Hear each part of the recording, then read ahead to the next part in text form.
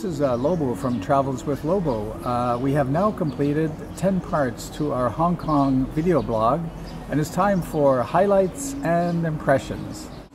Just before I get to the highlights, let it be said that we spent about 50% of our time in preparation for this trip trying to find the proper camera that would work with iMovie. It's information that's not readily available, but we finally have it all together.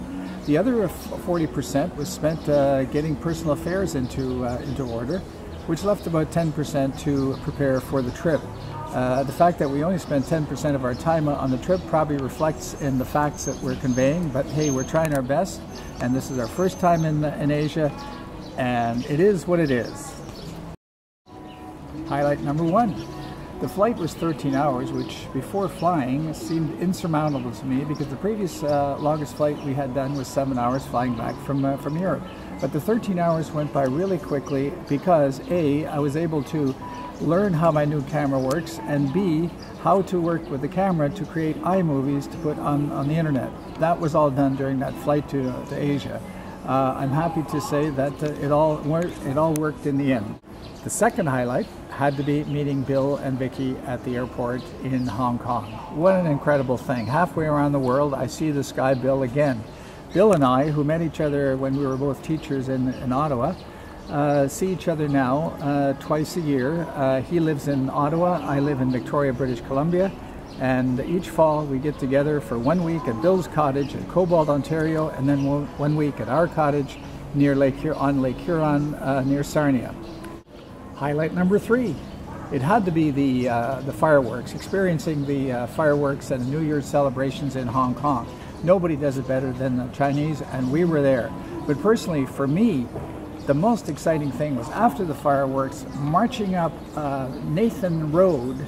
That's the main street in Kowloon with thousands and thousands of people right up the middle of the road. What a great feeling. It was an unforgettable moment. Highlight number 4. Hong Kong is known as Asia's World City. And believe me, once you've been there and you've experienced the intensity of life and activity in Hong Kong, particularly on Hong Kong Island, it is incredible. Highlight number 5 has to be the physical setting of Hong Kong. Here you have Hong Kong. What's referred to as Hong Kong is in fact Hong Kong Island on one side, Victoria Harbour, and Kowloon on the other side. All 3 parts are beautiful. Hong Kong sits backed up against a huge mountain, or mountains, just like Vancouver. So it reminds me a whole lot of Vancouver. And then you have beautiful Victoria Harbour, which is one of the 1,001 things to see before you die. And Kowloon in itself is very exciting. For more impressions about Hong Kong, here's Barbara. Well, mega merchandising of brand names, luxury brand names, is just way over the top all over Hong Kong. Just beyond anything you've widely imagined. If you want a brand name designer watch and you can't afford the real thing, around every corner in Kowloon there's somebody waiting to sell you a copy watch at a fraction of the price that anybody can afford.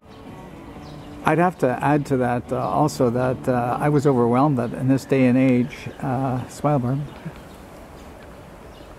In this day and age, people are still so fixated on a watch. What the heck is there about a watch? Look at this thing here. This tells the time. It's worth about 50 cents. It tells the time. Another impression was? Well, what I noticed was the excellent wayfinding tactile bumps on the streets in and around Kowloon and Hong Kong Island. Just amazing. If you're a person who's visually impaired using a white mobility cane to get around, these wayfinding tactile systems would be fabulous. We didn't see one single person with a white cane in our travels around Hong Kong at all. But the facilities are there should there be any visually impaired people, and I'm sure there must be. It's way beyond the scale of anything we've seen in Canada. Way beyond. Okay, and furthermore, well, if you're going around shopping, walking, strolling, there's no place to sit down. So you can't rest. You can't rest. There's no place, hardly even inside the malls. We didn't find any places to sit down, right? Very, like one bench, but of course it's taken all the time, so that's kind of bad.